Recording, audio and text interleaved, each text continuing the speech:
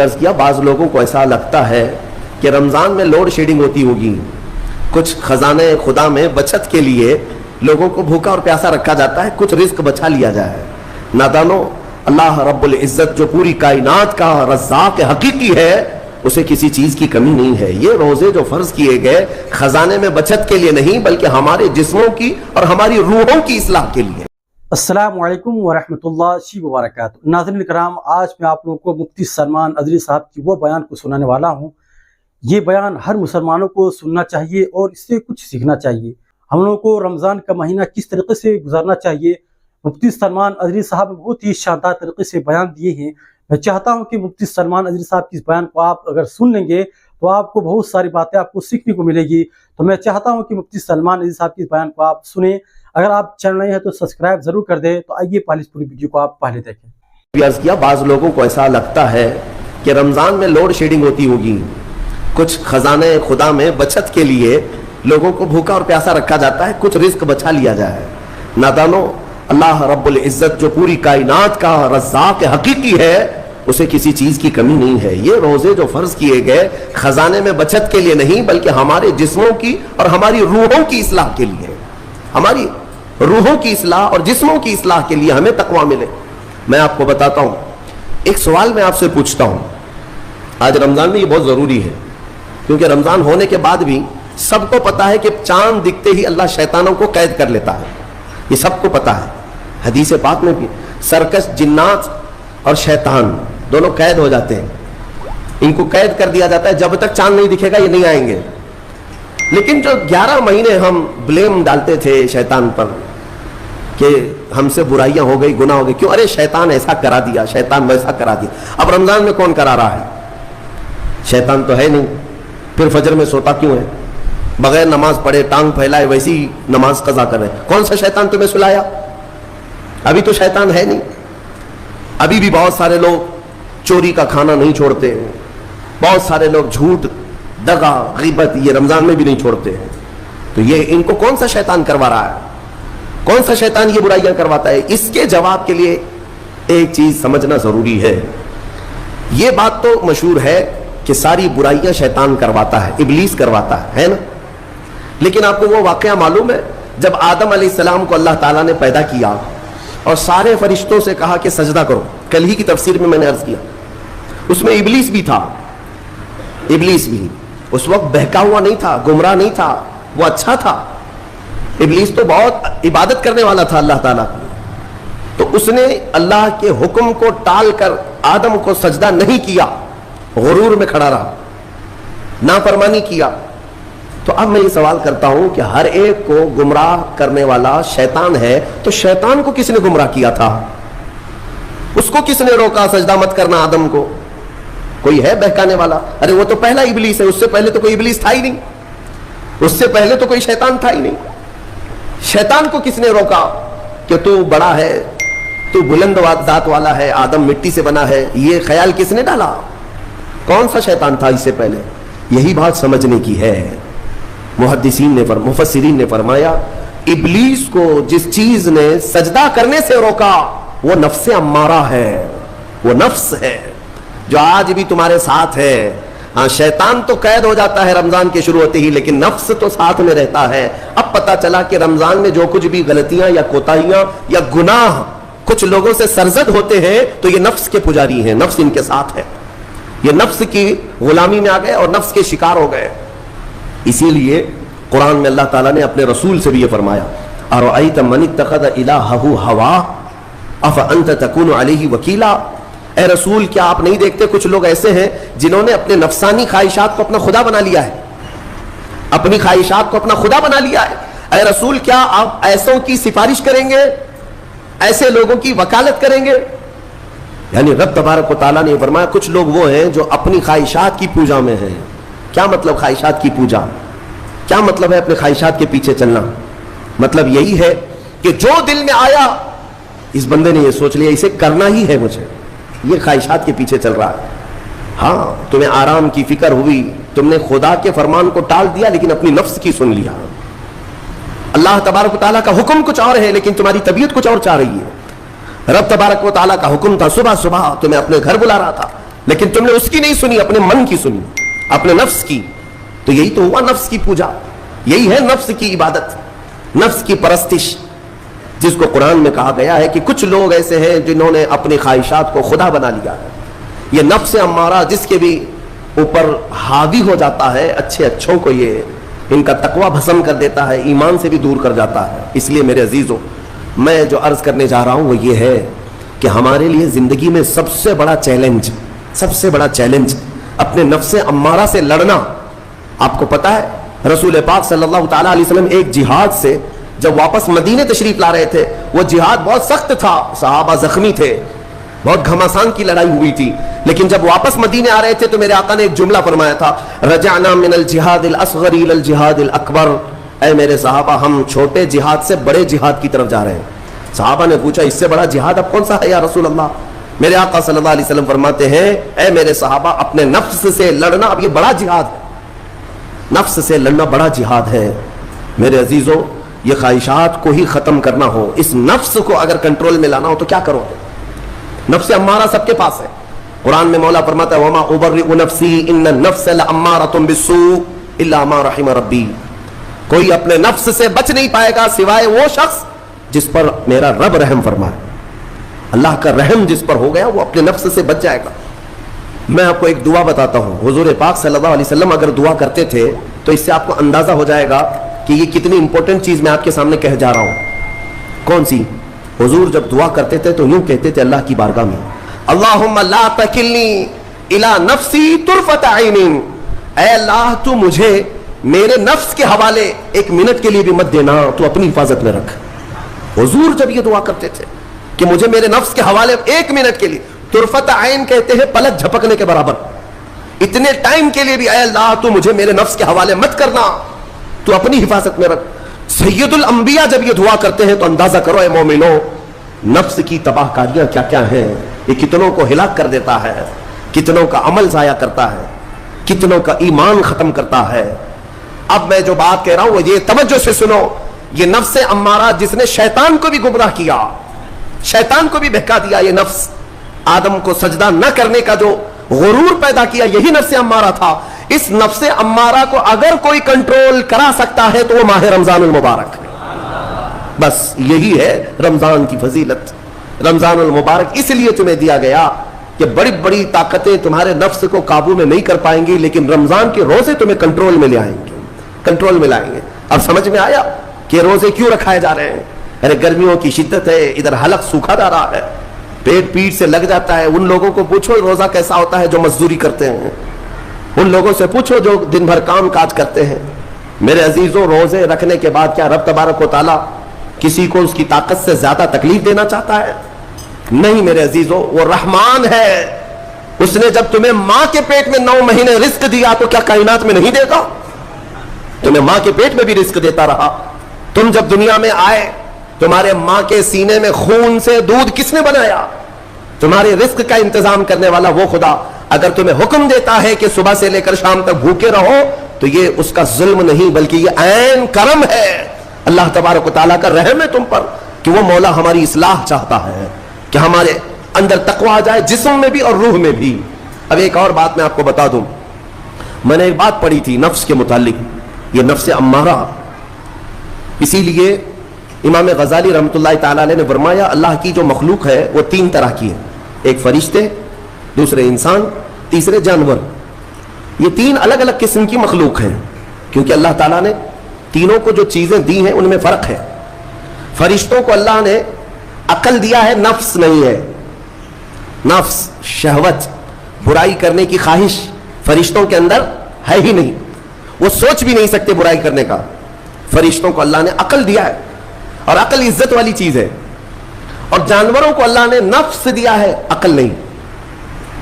عقل والے نہیں ہیں جانور، عقل والے نہیں، لیکن نفس ہے، شہوت ہے.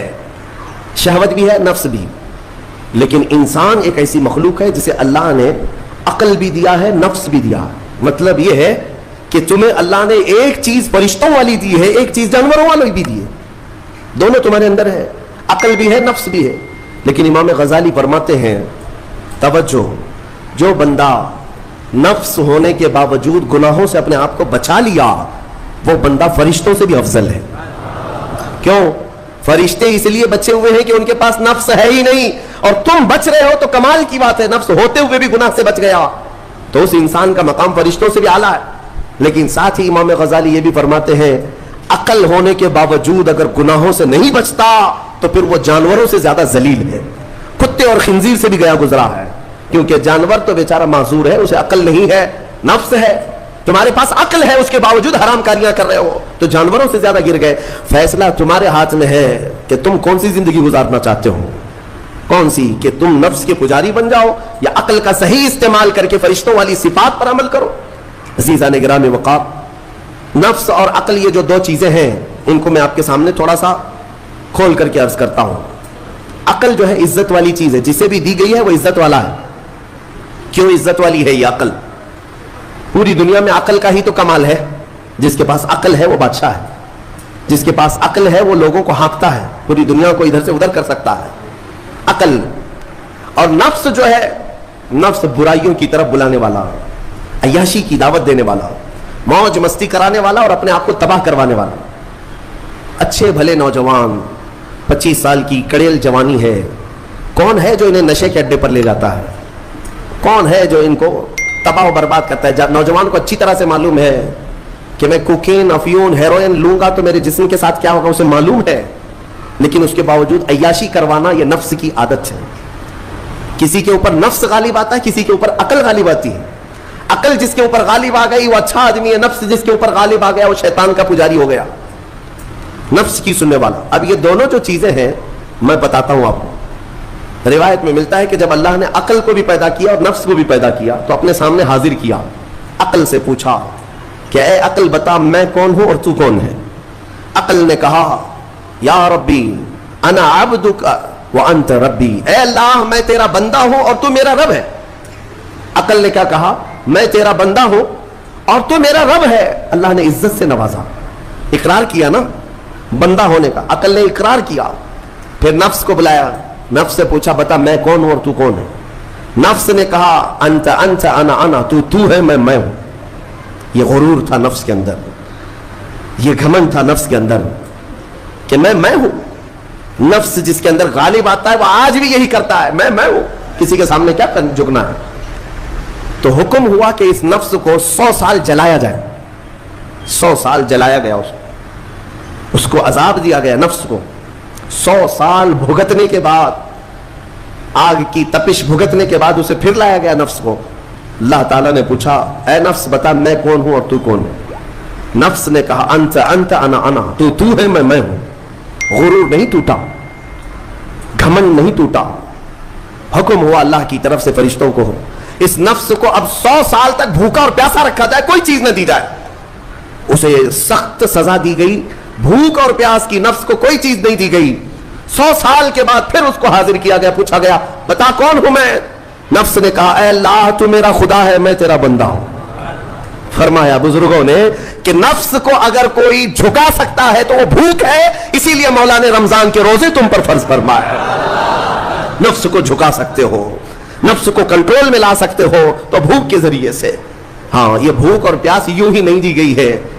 دنیا اگر سمجھتی ہو کہ مسلمانوں کو یہ بھوکا اور پیاسا رکھوایا جا رہا ہے تو انہیں کیا خبر ہے کہ روح کسے کہتے ہیں, نفس کسے کہتے ہیں. جو آلریڈی غلاظت میں پڑے ہوئے انہیں کیا سمجھ ہے. لیکن الحمدللہ ہمارا تصور ہے آخرت کا, ہمارے ہاں تصور ہے جنت کا, ہمارے ہاں تصور ہے جہنم کا, اللہ کی بارگاہ میں حساب کا. اس لیے ضروری یہ بن پڑتا ہے کہ ہم اپنی دنیا میں ہی اصلاح کریں. میرے عزیزوں, اس نفس کی جو تباہ کاریاں ہیں اس سے بچنا ہر نوجوان کے لیے ضروری ہے. تم روزوں کو ہلکے میں مت لو. اس سے پہلے بھی میں کہا کرتا تھا, آج پھر سے میں ریپیٹ آپ کے سامنے کہتا ہوں, مسلمان کے لیے روزے جو فرض کیے گئے آپشنلی نہیں ہے میرے عزیز, یہ آپشنلی نہیں ہے, اختیاری نہیں ہے. جسے چاہے وہ رکھے, جسے چاہے وہ چھوڑے. ہاں ہمارے یہاں معاشرہ ایسے ہی ہے نا. ہاں صبح اٹھ کر کے لوگ پوچھتے رہتے روزہ ہے, روزہ ہے. کیوں پوچھ رہے روزہ ہے؟ مسلمان ہے تو روزہ فرض ہے, روزہ فرض ہے. اگر میں آپ کو پوچھوں اچھا لگے گا؟ انسان ہو اچھا لگے گا, سامنے دکھ تو رہا ہے انسان ہے, پھر کیا پوچھنا ہے. مسلمان کے لیے روزہ ایسا ضروری ہے جیسے اس کے لیے انسان ہونا ضروری ہے. وہ روزے چھوڑتا کیوں؟ ہاں چند ہی چیزیں ہیں جہاں تخفیف دی گئی ہے شریعت میں. وہ سفر ہے یا مرض ہے, ایسا مرض کہ جس سے وہ نہیں برداشت کر پاتا، اس میں اللہ تعالیٰ نے اسے چھوٹ دی ہے، رخصت دی ہے. یا حاملہ عورت ہے، یا دودھ پلانے والی عورت ہے، یا پھر اب بہت سارے لوگ ایسے ہیں جو ہٹے کٹے ہیں، تندرست ہیں، توانا ہیں، روزے چھوڑے ہوئے ہیں. میرے عزیز، سب ہونے کے بعد اگر روزہ چھوڑنے کی کسی کو رخصت ہے نا، تو صرف ان عورتوں کو جن کی ماہواری آتی ہے مہینے میں یا بچے کے بعد، حیض و نفاس والی عورتوں کے لیے روزہ نہیں ہے. تو میں ان لوگوں سے پوچھتا ہوں، کیا تمہاری بھی ایسی کیفیت ہے جو تم روزہ چھوڑے گھوم رہے ہو؟ ناپاک ہو؟ ناپاکی آئی ہے؟ نہیں ہے تو پھر کیوں روزہ چھوڑتے ہو؟ ایک روزے کو چھوڑنے کی سزا حدیث میں بتائی گئی 900 سال دوزخ میں رکھا جائے گا. 900 سال. اب کیلکولیٹ کرو، اگر تمہاری زندگی کے روزے قضا ہیں تو کتنے 100 سال جائیں گے. اس لیے میرے عزیزو، جب تک طاقت ہے روزے فی الحال کے رکھو ہی رکھو. اگر پیچھے کے چھوٹے ہیں تو اسے بھی پہلے کمپلیٹ کر لو، ورنہ قیامت کے دن کی سزائیں نہیں برداشت کر پاؤ گے، بھگت نہیں پاؤ گے. یہ ہم جو بار بار کہتے ہیں آپ کے روزہ رکھنے سے میرا کیا ہے، ہم تنبیہ صرف اس لیے کرتے ہیں کہ قیامت کے دن اللہ تعالیٰ کے عذاب میں گرفتار نہ ہو جاؤ، عذاب میں گرفتار نہ ہو جاؤ. اور ہمارے بزرگوں نے ہمیں تعلیم دی ہے کہ اللہ تعالیٰ جب 11 مہینے کھلاتا پلاتا ہے اور وہی مولا ایک مہینہ اگر حکم دے تو یہ کس قدر بندے کی ناانصافی ہے کہ اپنے مولا کے حکم کو پیٹ پیچھے ڈالتا ہے اور پھر کھاتا پیتا رہتا ہے. کیا اسے اپنے رحمان کی رضا کی اتنی بھی فکر نہیں ہے کہ میرے مولا کی رضا ہے روزہ؟ اسی لیے تو اس مولا نے فرمایا روزہ میرے لیے ہے اور اس کی جزا کچھ نہیں، میں خود بندے کا ہو جاؤں گا. الصوم لی وانا اجزا بہ. اور ایک حدیث میں اجزی بھی پڑھا گیا، یعنی روزہ میرے لیے ہے اور میں ہی اس کی جزا ہوں، میں ہی اس کی جزا ہوں. مطلب یہ ہے کہ دوسرے اعمال کی جزا میں جنت ہے، محلات ہے، الگ الگ ثواب ہے، لیکن روزے کے متعلق مولا نے فرمایا میں خود ہی اس کی جزا ہوں. تجھ سے تجھی کو مانگ کر مانگ لی ساری کائنات، جس کا خدا ہو گیا اس کی ساری کائنات. میرے عزیزوں، اللہ تبارک و تعالیٰ اگر کسی بندے کا ہے تو پھر اس کے کیا کہنے ہیں. اچھا، ایک اور اس میں حکمت یہ ہے، روزہ جو رکھا جاتا ہے یہ بندے اور اللہ کے بیچ کا راز ہے، دوسرے کسی کو پتا نہیں. میرا روزہ آپ کو نہیں معلوم، آپ کا روزہ مجھے نہیں معلوم. چہرہ دیکھ کر کے کچھ بھی کہا جا سکتا ہے. ہاں، چہرہ دیکھ کر کسی کا روزہ پتا چلے گا. آپ کل سحری کر کے نیت کر کے روزے سے آئے ہیں، کسی کی پیشانی پہ تو لکھا نہیں ہے کہ یہ روزے دار ہے. آپ نے کہا، آپ نے مان لیا، لیکن حقیقت کیا ہے یہ تم جانو کہ اللہ ہی جانے. بہت سارے تمہارے پاس موقع ایسے آتے ہیں جب ایک ایک گھونٹ نگل سکتے ہو، وضو کے بیچ میں، غسل کے بیچ میں، جب کوئی نہ دیکھ رہا ہو تب چٹکیاں لے کر اندر ڈال سکتے ہو، کوئی نہ دیکھ رہا ہو. لیکن بندے اور مولا کے درمیان کا ایک راز ہے روزہ. اسی وجہ سے ایک حدیث میں ملتا ہے قیامت کے دن جب ایمان والوں کو جمع کیا جائے گا اور جن کی بخشش ہو جائے گی تو ان میں ایک جماعت ایسی ہوگی جو جنت کی طرف اڑتے ہوئے جا رہے ہوں گے اور جنت میں پہنچ جائیں گے، کسی کو نظر نہیں آئیں گے، بہت تیزی سے وہ جنت پہنچ چکے ہوں گے. باب الریان ایک دروازہ ہے جو صرف روزے داروں کے لیے، جن کے روزے اللہ کی بارگاہ میں پسند آ گئے، وہ دروازہ صرف ان کے لیے. وہاں پہنچ چکے ہوں گے. بہت سارے اہل اللہ، بڑے بڑے مقامات والے وہاں موجود ہوں گے. پوچھیں گے تم کہاں سے آئے، کون سے راستے سے آئے؟ نہ وہاں نظر آئے نہ راستے میں نظر آئے، یہاں کیسے پہنچے؟ تو کہیں گے کہ اللہ تبارک و تعالیٰ نے ہمیں روزوں کی وجہ سے یہ مقام دیا. رب تعالیٰ کی طرف سے ارشاد ہوتا ہے کہ ان بندوں نے دنیا میں جو روزہ رکھا تھا وہ سب سے چھپا ہوا تھا، کسی کو پتا نہیں تھا روزہ ہے یا نہیں. اس لیے جب میں نے ان کے روزے قبول کیے تو سب سے چھپا کر انہیں جنت کی طرف بھیج دیا. وہاں پر بھی یہ جزا دی گئی. میرے عزیزوں، فضیلتیں بہت ساری ہیں، سب کو پتا ہے، لیکن میں جو کہہ رہا ہوں وہ یہ ہے کہ اگر اپنے نفس کو کنٹرول میں لانا ہو تو یہ روزے شرط ہیں. ایک صحابی حضور کی بارگاہ میں آئے، جوان تھے.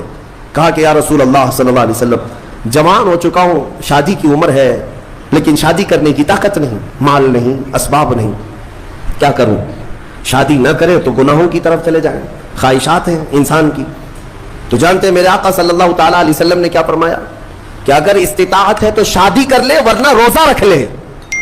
شادی کے بدل ڈائریکٹ کون سی چیز؟ روزہ. فرمایا اس لیے کہ روزہ تمہاری شہوت کو ختم کرتا ہے، تمہارے اندر صبر قائم کرتا ہے. عزیزان گرامی، حدیث پاک کا یہ مفہوم میں آپ کے سامنے رکھ رہا ہوں. تربیت میں میرے آقا نے ان نوجوانوں سے کہا جن کی شہوت غالب ہے، جو گناہوں کی طرف زیادہ جا سکتے ہیں، ان کے لیے فرمایا گیا وہ روزہ رکھیں، کنٹرول میں رہیں گے. صرف رمضان کا ہی نہیں، سال میں اور بھی دنوں میں روزہ رکھو تاکہ تمہارا نفس قابو میں رہے، کنٹرول میں رہے. میں چند مہینے پہلے کچھ نوجوانوں کی कसरत को देख रहा था जो अपने जिस्म को शेड्यूल बनाने के लिए, मेंटेन करने के लिए डाइट प्लान तैयार कर रहे थे। तो उसमें एक बहुत ही बड़े डॉक्टर हैं जिन्होंने डाइट प्लान दिया, तो उसमें उन्होंने मेंशन किया कि हफ्ते में 1 दिन भूखा रहना चाहिए, सुबह से शाम तक। वो नॉन मुस्लिम है। मैंने पूछा था कि ये आपके डाइट प्लान में किस लिए है, तो उन्होंने उसकी साइंटिफिक वजह बताई कि हफ्ते भर में हम जो कुछ भी खाते हैं, कुछ ऐसी चीजें जमा हो जाती हैं जिनको पिघलने का मौका ही नहीं मिलता, हम बार बार खाते रहते हैं, उस पर चीजें जमा होती रहती हैं। 1 दिन हफ्ते में अगर अपने पेट को खाली छोड़ दिया जाए तो फासिद मादे गल करके बाहर निकल जाएंगे और सेहत हमेशा सही रहेगी। ये दुनिया कह रही है, मेरा मौला बगैर हिकमत के कोई चीज तुम पर फर्ज नहीं फरमा। तो नाज़रीन किराम, आपने पूरे बयान को सुन लिए, तो आप बहुत सारी बातें आपको सीखने को मिली होगी। तो नाज़रीन, ये वीडियो देख करके आपको कैसा लगा, अपनी राय को कमेंट में ज़रूर बताएं। अस्सलामु अलैकुम वरहमतुल्लाहि वबरकातुहू।